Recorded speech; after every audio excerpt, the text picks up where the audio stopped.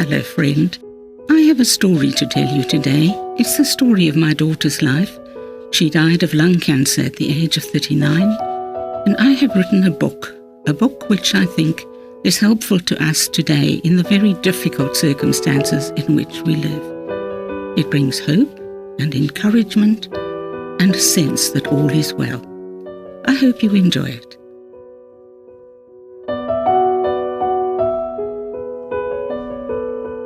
Episode 32. Shirley's worried consultant phones. I'm really concerned that her lungs are deteriorating so fast, so we need her to come in for a PET scan ASAP. She's too sick, Claire, I hear myself say. Even if she came by ambulance, can scans not be done at a local hospital here? Reluctantly, Claire agrees, and Nick sets the necessary balls in motion. Every day now I see Shirley taking a huge step down. Nowadays I wake up feeling nauseous and to live in horror all day long. Horror is a place and I'm always in it. That this is going to go on and on fills me with dread. That it should end and what that will mean, I can't even consider. I journal. Just as you think you've handled one challenge, something else happens. Every day is totally unpredictable. I see to medication, call the doctor for another injection, wash and make her comfortable, and dash off to shop when she's not alone. But in other ways, every day gets worse. I can't despair, because I don't know how much worse tomorrow will be. I can't afford to fall apart. Not yet. Grace has made the impossible possible many times. He's pointed out that his grace is sufficient. So, as a result, really tangible peace has not left me at any stage. But day by day I agonize. When do I call Brian? And how quickly will he be able to come? By Tuesday I just know we need a hospital bed. I can't reach and lift Shirley in her double bed anymore. I ask the district nurse in the morning and the bed arrives in the afternoon. I marvel how whatever we need arrives the moment we need it. Commode, bedpan, catheter and bag, injections within half an hour, and morphine pump filled. Today, as Caroline finishes her bed bath, Shirley says, "Thank you, you're a star." "No, you're the star," Caroline replies. As I let her out, she says to me, "What a beautiful, wonderful thing the relationship between you and Shirley has become." Thank you, oh thank you, God. On Wednesday, the 30th of April, we set out to have x-rays done in a local hospital. Nick struggles her into the wheelchair. Rain-drenched, he wrestles Shirley into the car. Cold and wet, I hold a futile umbrella and clutch her portable oxygen, making sure it's uninterrupted. I am thoroughly miserable. At the hospital, Nick hurries in to organize all the details. Shirley begins to get a little restless. As I wait with her, I'm so aware of how sick she is, how grueling this trip is. I find myself wondering why she's doing it. Because Claire can't decide what to do next. She struggles for breath. If she doesn't have the data she needs. Nick appears and gingerly transfers Shirley to a wheelchair again. We walk straight into x-rays where they're waiting. He and I wait and watch. The spectacle of her clinging skeleton-thin frame fills me with horror. What a relief when she can collapse into her chair. Her chest is heaving and, oh, how she gropes and gropes frantically for air. As we turn to go, the radiologist reappears extremely agitated. These x-rays, she can't be more emphatic, must be seen by a doctor today. The hospital contacts Claire in Oxford, who, very sad, concludes that nothing more can be done. Totally shocked, we drive home. Shirley is as pale as alabaster and limp as a rag doll. The only sound is our soft weeping. Nick brings scores of anxious friends up to date. Dear, wonderful, faithful friends, the doctors say they cannot drain the lungs, as this will undoubtedly create further complications. In any case, the procedure will be too distressing. Shirley is now no longer on chemo, but on increased pain meds. She wants us to pray that the fluid in my lungs be miraculously removed, my breathing improve, and for increasing peace and restful sleep. All I can say is that God's peace in this place is tangible. Thank you all. I text Brian, come now, as soon as possible. As he cares for her, Nick takes her hand and says, my darling, you are dying. If you have something on your mind, you need to deal with it now. Shedding tears from a dwindling supply, Shirley responds with this and that. Then she repeats, before this cancer, I was so broken on the inside, but now God has totally restored me. I am so healed and at peace on the inside, and so comforted that, in fact, I'm going to a better place. Nick lays his hand on her heaving chest and prays till it settles. He watches her fall asleep. No one has ever had a better best friend. Now any exertion, even just lifting her, causes Shirley's chest to heave. Alarmed, she beckons, and night or day I lay my hand on her chest and pray. The breathing starts to take longer and longer to settle. Once she can speak again, she squeezes my hand and whispers, it's okay. You can go. I love you, Mum. When the district nurse suggests a carer, she objects, please no. Who will pray with me then? Brian arrives on Saturday, and a very sombre Nick drives him from the airport. How can I prepare him for this? He asks himself. And Brian is utterly appalled. Together we wince over what her body has become. She can hardly manage even a sentence now, but fortunately she does recognize him. I am upstairs when I hear Brian come up into what was Shirley's bedroom. He cries out, howls his anguish. I know this is a very private moment, but my heart breaks for him.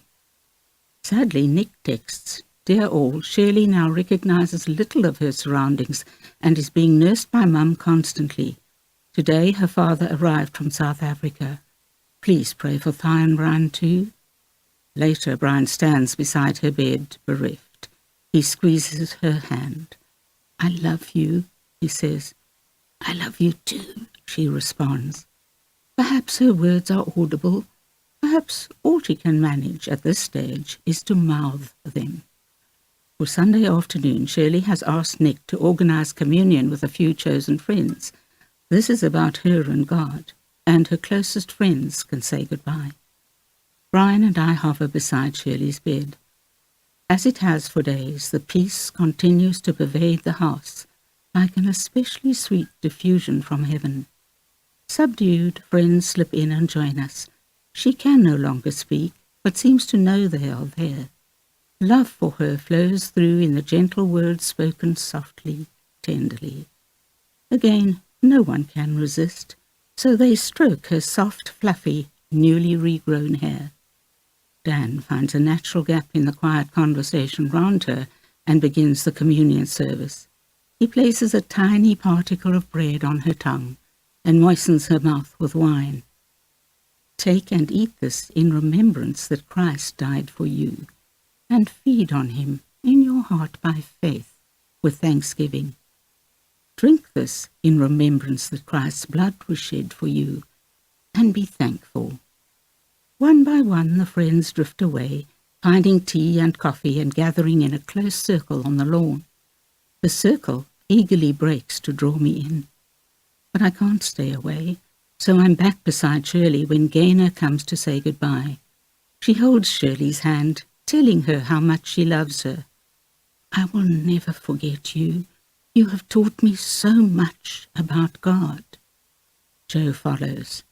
I love you so much, Shirley Pearly, she murmurs, stroking Shirley's hand.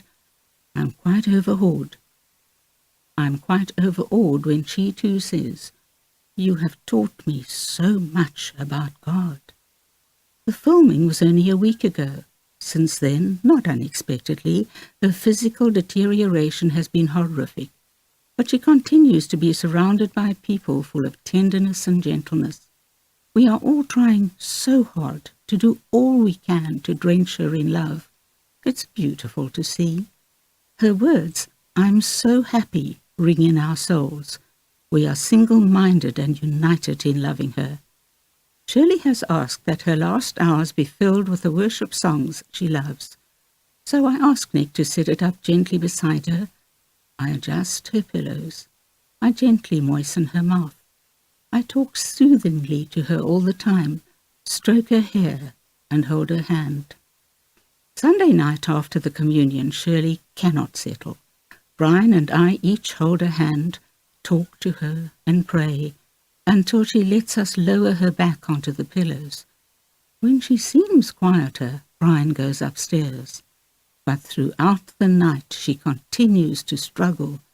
Every half hour I get up for her, but decide not to wake Brian. I want him to rest. Who knows what tomorrow holds? I stand beside her, talking quietly, singing and praying. She can hardly speak, but does call out to me, "Help me." Oh, my darling, all your life I've only tried to do that. That's all I've ever tried to do. At 5:30, I phone for a doctor. He's there in less than half an hour and gives an injection. And Shirley falls asleep at last. These last months I've admired her beauty a million times. She's always been beautiful, but now, somehow, she seems to be more so, only different.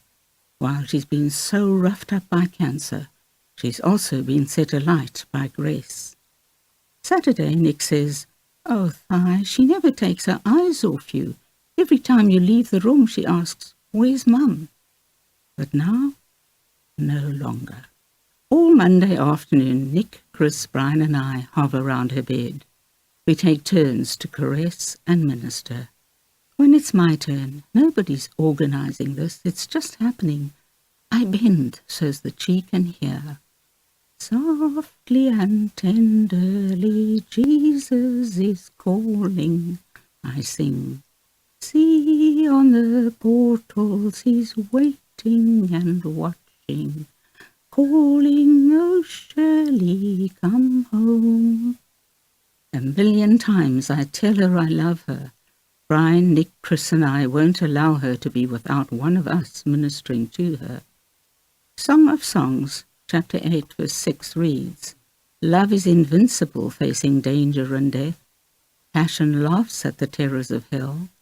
The fire of love stops at nothing. It sweeps everything before it." Shirley is awash in our love, directed by heaven and choreographed into a dance, which we lovingly weave around her. A knock at the door and Nick opens for the night carer arranged by the district nurse. I'm so tired that I've actually agreed to this. Once he's settled, Brian and I kiss Shirley goodnight and go up to bed. We lie down fully clothed, thinking we won't sleep, but we do.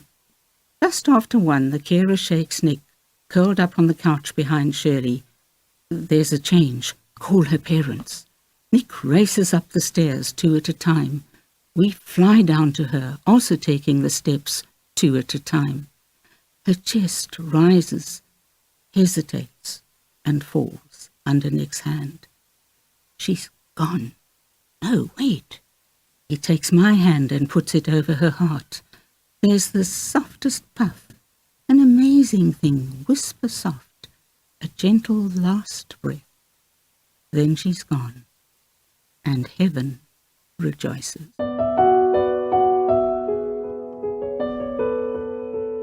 I've been reading from my book, Mum, Please Help Me Die, the story of my daughter Shirley's battle with cancer. If you'd like to get a copy of the book, please contact me. You can do that at the following email address, thai@mumpleasehelpmedie.co.za. I hope you'll be with me again next week. Goodbye.